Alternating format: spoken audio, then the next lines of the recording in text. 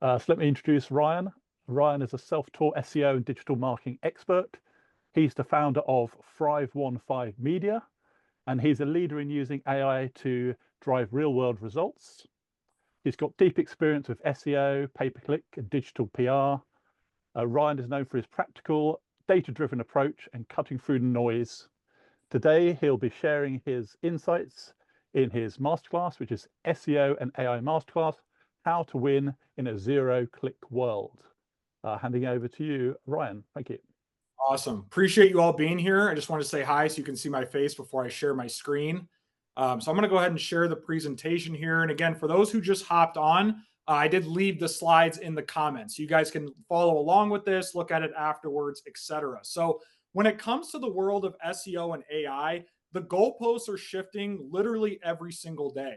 There is so much going on. Google has changed so much when it comes to their SERPs and what they're rewarding, what they're not. And so in this 30 minutes, I'm going to try my very best to go very high level with this stuff and cover some valuable insights.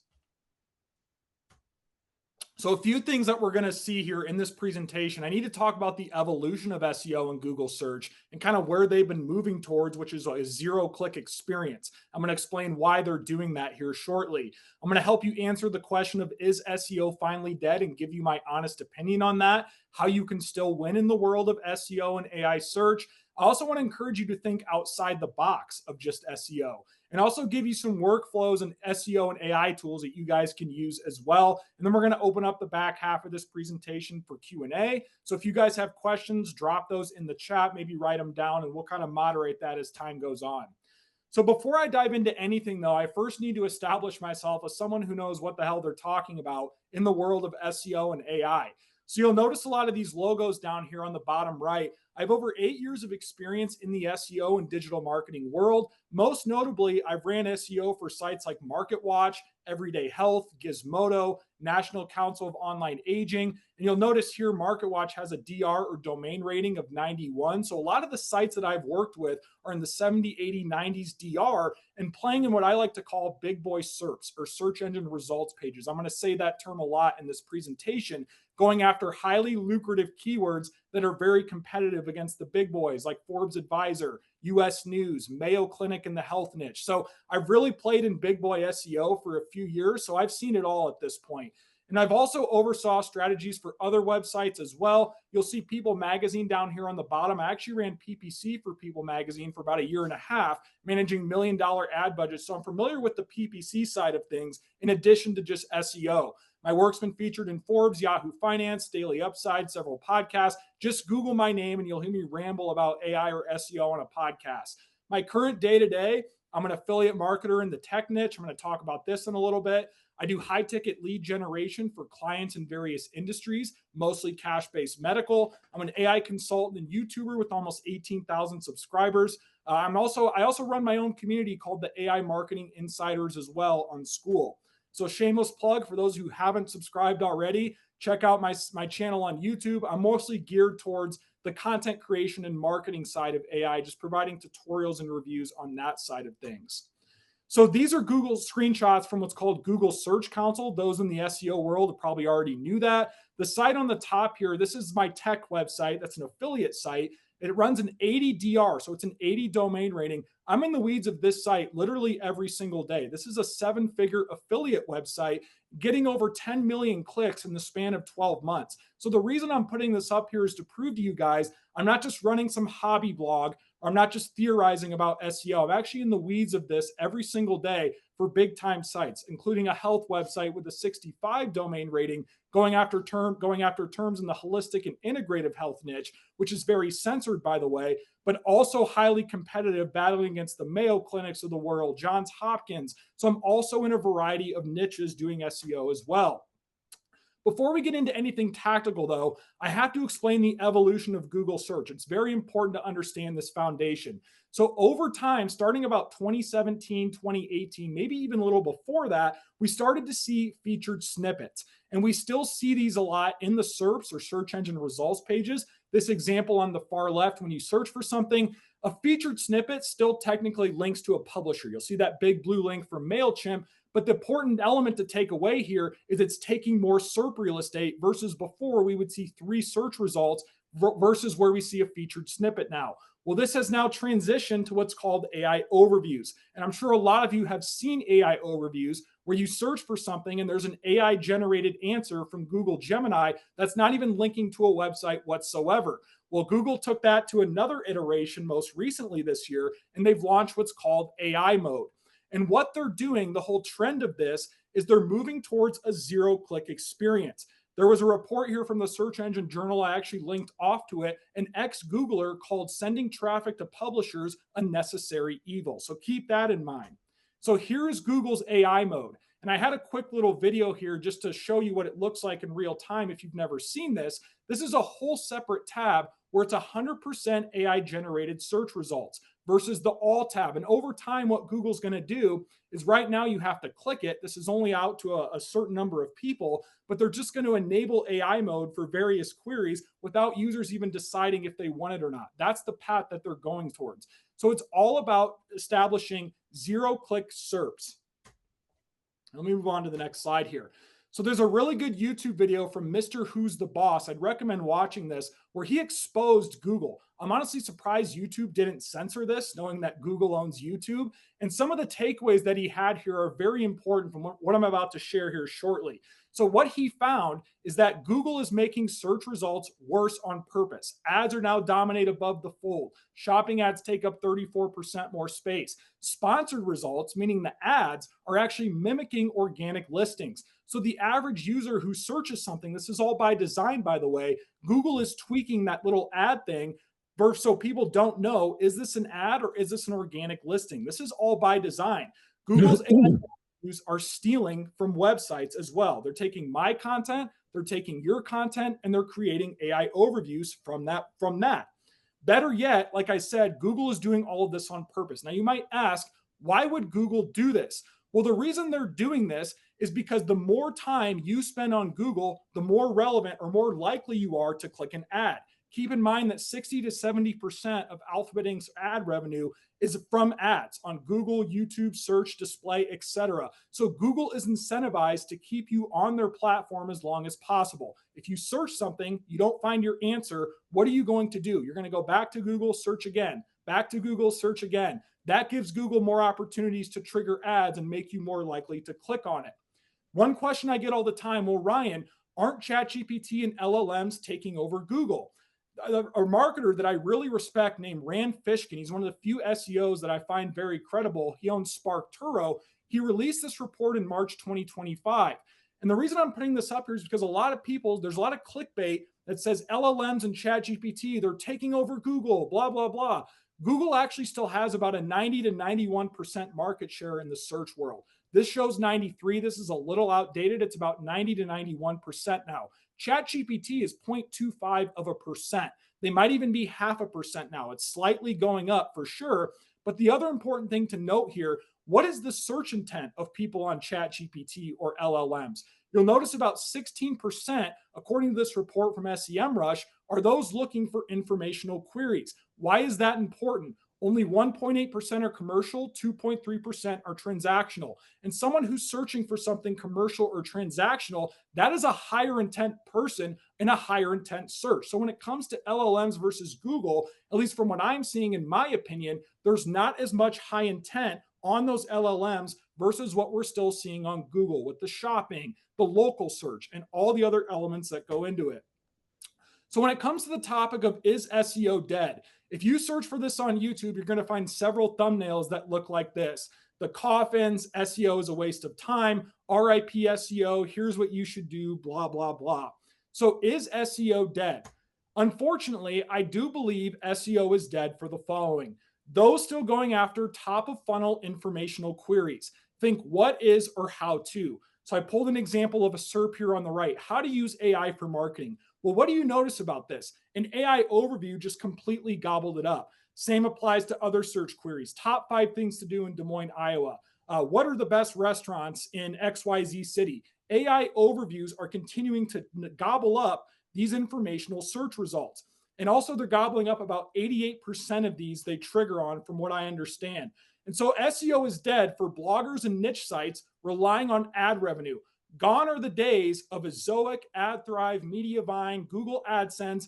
those people who are just chasing traffic for the sake of traffic. Traffic has become the ultimate vanity metric, in my opinion. Not all traffic is created equal, and SEO helped expose a lot of that. Sites without brand authority or strong EEAT, experience, expertise, authority, trust. If you own a website, you don't have high authority signals or EEAT in the eyes of Google and LLMs, SEO is dead for you right now. And also siloed brands who are relying on one traffic source. Sounds crazy. You guys would be surprised how many websites and brands that I see where 70 or 80% of all of their traffic is still coming from Google search. That is a very dangerous game to play in a world of AI search. It's also dead for people still using the 2018 and pre-2018 playbook of keyword density and backlink quantity.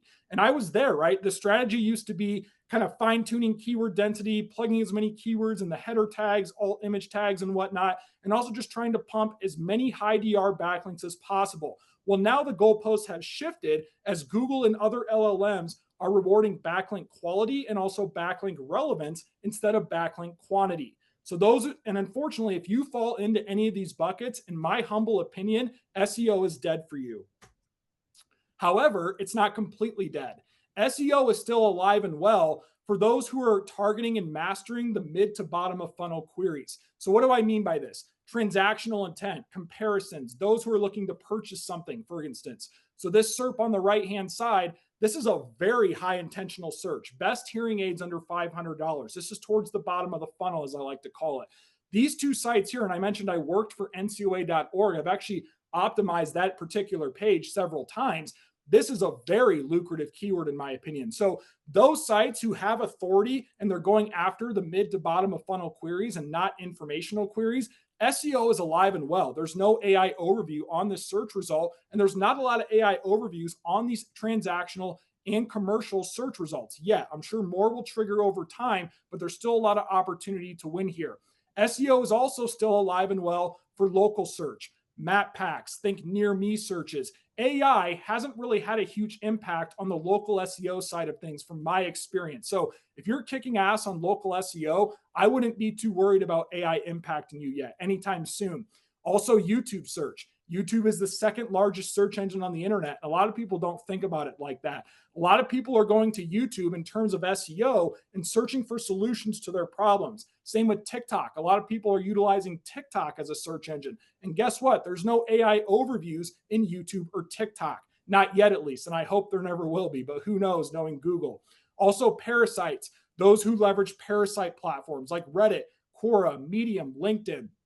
If you've never heard of parasite SEO, this is where people leverage huge media platforms that have high domain ratings and they win competitive queries because they're leveraging the authority of these big platforms. It's a very short-lived strategy, in my opinion, but it's still very effective in a world of AI search in the short term. And also, again, those focused on traffic that moves the needle, quality traffic. Is this traffic generating leads? Is it generating conversions? Is it generating revenue? Versus just traffic for the sake of traffic. Traffic, again, I'm going to keep repeating this. Traffic is not created equally, and AI really exposed this business model, and I believe traffic is a vanity metric at this point. So, Ryan, how can you still win in the world of AI search?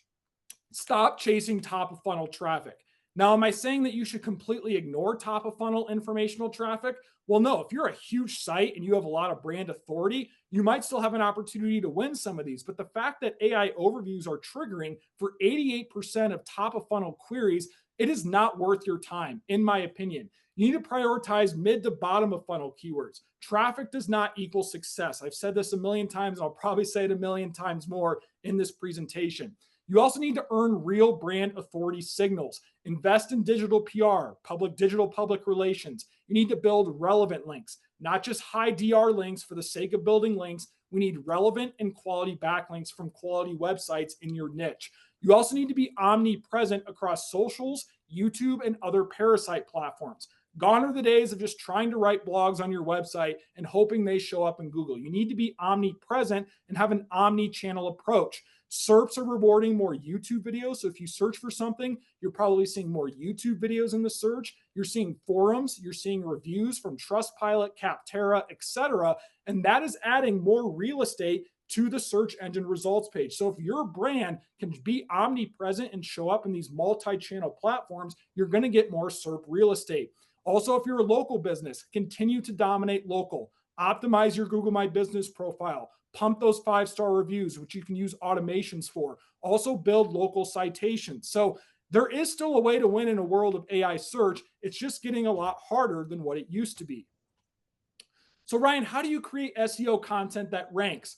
So before you just go into your keyword research tool like Ahrefs or SEMrush, look for a keyword, look for something with high volume, low competition. Trust me, I used to do this. We need to stop thinking like that.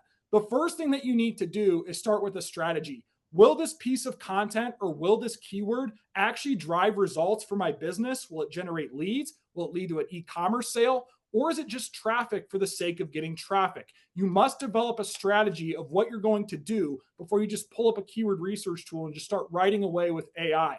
You also need to validate these keywords. So instead of just looking at the volume and keyword difficulty of a given keyword in a keyword research tool, you must do what's called SERP analysis. If there's a keyword that you like, you pull it up on an incognito browser of a SERP and you notice there's an AI overview, there's a Reddit thread, there's a highly authoritative site ranking 1 for that keyword. You don't have a shot unless you're a huge authoritative site and can outrank someone. If AI overviews, highly authoritative sites, and forums like Reddit are dominating SERPs for that keyword you want to write content for, I would just throw it in the trash and move on to something else. You also need to create long-form YouTube videos for your target keyword. You can embed this inside your content. Google is rewarding YouTube videos with more SERP placements. And by the way, you can repurpose YouTube videos with the help of AI and automations. You also still need to nail the on-page SEO fundamentals. Optimizing your H1s for the target keyword, header tag 2, header tag 3 hierarchy, making its proper structure on the page, internal, external links, matching search intent, strong UX, optimize images with optimized alt text, right? These fundamentals of on-page SEO have not gotten away. The barrier is just harder now. It's higher to entry. So you need to still also build niche relevant links. And I've talked about brand authority as well. You need to pitch sites in your industry, resource pages, directories, podcasts. If you're not doing any investment in digital PR and building your brand authority, all of this is irrelevant in my opinion. So Adam actually wanted me to talk about topical authority. I didn't originally have this in my presentation, but the days of topical authority where you could just pump out 1 million blogs and expect to become an expert or an authority in a given topic, those days are over. And that actually used to work before the days of the generative AI gold rush and whatnot. But what you need to do now to establish topical authority is you need to dominate one core topic. I'm not talking about going broad. You need to become a thought leader in a particular topic. Now, what do I mean? So let's look at AI. You should never go after AI as a niche. You should go after a sub niche. So like Jack Roberts is doing with automations, that's a prime example. Or like SEO versus just going after broad digital marketing or PPC or email or social media, becoming a thought leader and an expert in that one core topic. Now, you also need to establish a content strategy with a combination of pillar and supporting content on multiple platforms. So what do I mean by this? Let's look at hearing aids. Let's say you want to become a topical authority around hearing aids. You'd want a pillar piece of written text and video, 10 best hearing aids in 2025. Well, to become an expert on that, you would need to expand on that. Best hearing aids for severe hearing loss, best hearing aids under $500, best hearing aids for tinnitus, right? Those types of long tail mini best of keywords, I like to call it. Then from there, you want to add review pieces on those individual brands of hearing aids. Then you want to do hearing aid comparisons. Now, it sounds like a lot of work, and it is, but if you truly want to become an expert and boost your topical authority on the internet, that is phase 1. Now, phase 2 is you need to build authority signals for that topic. You need to double down on digital PR. Maybe that's getting featured in different websites. I've been featured in Forbes, US News, the Daily Upside, relevant websites to what I'm doing. Maybe that's getting on podcasts. Maybe that's writing a book. Maybe that's speaking. Maybe that's TV or radio interviews. All of these different things are pumping authority signals to search engines like Google and LLMs who rely on knowledge graphs. How do these people know who to rank for a certain query in a particular topic? They need these authority signals. And how do you increase your authority signals? You do digital PR. You get featured on podcasts. You write a book. You speak, right? All the things that I'm listing here are how you become authority in a given niche.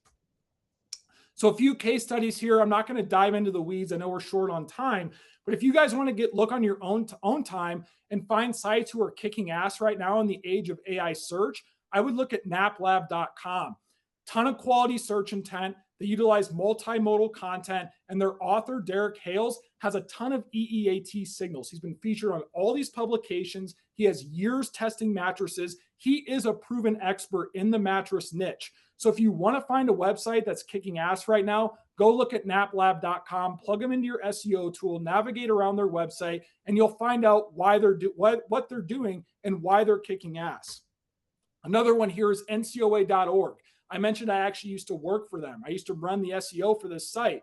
They're still kicking ass. The keyword best hearing aids, I'll be honest, is an extremely lucrative keyword, and it's also highly competitive. They're outranking a authority like the Mayo Clinic and all these other big sites. Well, how are they doing that for a keyword like this? Authority and EEAT signals everywhere. They're firsthand testing these hearing aids. They're dumping them in buckets of water to test the waterproof. They have these experts come in. They do surveys, right? They are going above and beyond the EEAT component to be experts in the hearing aid niche. They're nailing their search intent. They also have an on-page SEO masterclass within their content. So if you search NCOA best hearing aids and kind of analyze that particular page, you'll notice that they're doing everything right with optimized headers, table of contents, schema, rich snippets, FAQs, etc. So those are some really good case studies to look at, naplab.com and ncoa.org. So one question I get all the time too, Ryan, what about using AI content? Doesn't Google just penalize that? Well, to be honest with you guys, Google does not actually penalize AI generated content. A lot of people believe that. That's not the case. In their documentation, in their guidelines here, they reward content that's helpful. They don't care if it's AI generated or not. But what do they penalize? They penalize bulk AI generated spam. And I'm not just saying that because I think that. There are two cases here of how they're penalizing content.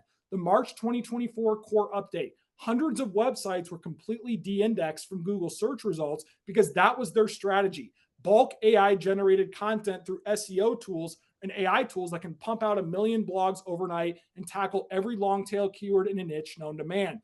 Google can track onto this shit and they'll get rid of you immediately. Same with manual actions. They actually de-indexed Forbes Advisor, CNN_, Wall Street Journal, US News.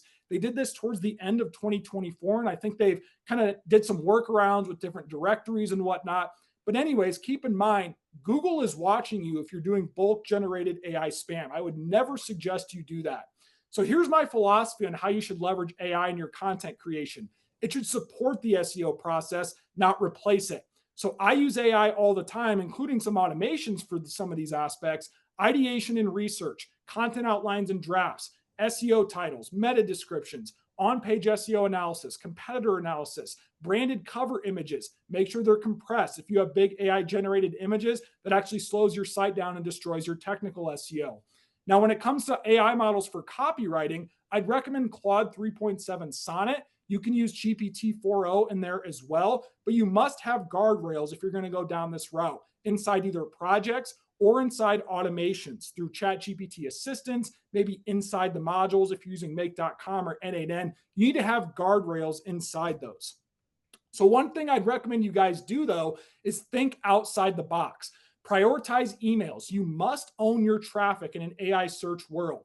Traffic is not controlled by the algorithms. More quality and trust in your email list, and the money is always in the list. I've seen this firsthand. I've seen it with several clients. Prioritize your traffic and own your damn emails. Also prioritize long form video, YouTube, podcasting, webinars, etc. You can use PPC to accelerate what's working, and also owned media is king. Newsletter, community, podcast, website. This is what Jack's doing with his community. He has owned media. This creates what's called super fans, and super fans are extremely important in an AI first world. So I'm doubling down on YouTube, and unfortunately, I don't have a lot of time to get into this. I could make a whole other masterclass on YouTube SEO. This is one of the most important slides that I would recommend screenshotting or coming back to this later. I am so bullish on YouTube right now because it's the second biggest search engine on the internet behind Google. There's less competition, higher barrier to entry. There's also higher intent traffic. There's more quality traffic of someone watching a 10-minute YouTube video versus skimming a blog. They're placing more YouTube videos in the SERPs. Notice in this one, we have Simon Gotch, who ranks 1 for SEO on top under what people are saying and also under the videos element. He would not be able to do that writing a blog post. Long form video also builds trust. In the age of AI, trust is going to become more important than ever. There's also more monetization opportunities, in YouTube versus traditional blogging. So my AI content machine, this is what I do for my brand. I use AI for ideation and research. I have a whole video explaining this, and I use long form video as my foundation on YouTube. So I do weekly YouTube videos to kind of fuel what I call the content machine, and I'll repurpose those transcripts into more content, blogs, social media, emails, clips, etc. Repeat. And I was doing this manually until I actually came into Jack Roberts' community and started to learn about some of these different automations. So I have a make automation set up that watches my YouTube channel, and then it goes off into different aspects where one goes to a blog, one goes to a LinkedIn post, and one goes to Facebook. Now, in terms of SEO, you'll notice I have my assistant there on the bottom. And for those in here probably heard of ChatGPT assistants. I have the JSON file right here. This is how you ensure quality and actually optimize for SEO. Inside your ChatGPT assistant, you could also do this in the module as well. You need to establish your assistant as an authority and expert in SEO, giving it proper system instructions, also uploading relevant files, so whatever your topic is, giving it SEO best practices from Google's guidelines. Using assistants is how we monitor for quality assurance and also SEO. Again, you don't have to use an assistant. You could do it inside the module. I've just found this to be a better process of ensuring quality. So quickly, some of my SEO tools. I use Ahrefs, SEMrush works too. Those are the 2 biggest tools in SEO. I use a lot of Google Search Console, GA4, Google Trends. I leverage ChatGPT Plus, Perplexity Pro, mostly for the research side of things. For digital PR, I would recommend looking at featured.com. This is a great way to get high quality and relevant backlinks. Same with Quoted. Screaming Frog is a technical SEO component. Siteball works too, where you can just run it through your site. It'll find different errors, different linking, broken links, 404s, etc. SiteCurve, I actually know the guy who started that. That's an SEO SaaS tool. It looks at niche landscapes versus just generic keyword research. Washeti, this monitors competitors' updates. And then also Siteliner is a good duplicate content checker if you're struggling with duplicate content on your website. So just some final thoughts here before we go to the Q&A side of things. SEO is not 100% dead. The rules have just changed, as I alluded to earlier in this presentation. It's alive for some people, and it's dead in the water for some other people. Brand authority is king. Investing in digital PR, writing a book, speaking, getting on podcasts, showing up on TV interviews, radio interviews, this helps build either your personal brand or your company's brand knowledge graph. I don't care if it's Google, Perplexity, ChatGPT, or other LLMs. They all need authority signals to figure out who they're going to rank for a given query. And investing in digital PR is how you do that. Not all traffic is created equally. Traffic is essentially a vanity metric now, and AI exposed that. There's quality traffic and there's low quality traffic. Long form video should also be the new foundation of your content. Invest in long form YouTube, and you can utilize AI to remix and repurpose the other content variations. Also, own your damn audience. Build emails, nurture your emails through a sequence. Stop relying on renting traffic from algorithms, whether it's YouTube, whether it's Google, whether it's social media. You need to own your audience, because not only is that audience the highest quality audience versus coming from other sources, that is the foundation of how you build a real business online, is owning your damn audience. I can't stress that enough. And so thank you for sitting through this. I know I tried to rush through that. There's only a few minutes left here. Be sure to get my free AI marketing essentials guide that has all the tools and the prompts and some of the automations that I use. And then also find me on YouTube, like, subscribe, share, the whole shebang. If you guys want to learn more about me, I would go to my YouTube channel, look me up on LinkedIn. I'm pretty active there as well. But yeah, appreciate you guys being here. And Paul, I don't know if we want to hand it off to you and we'll get into the questions element.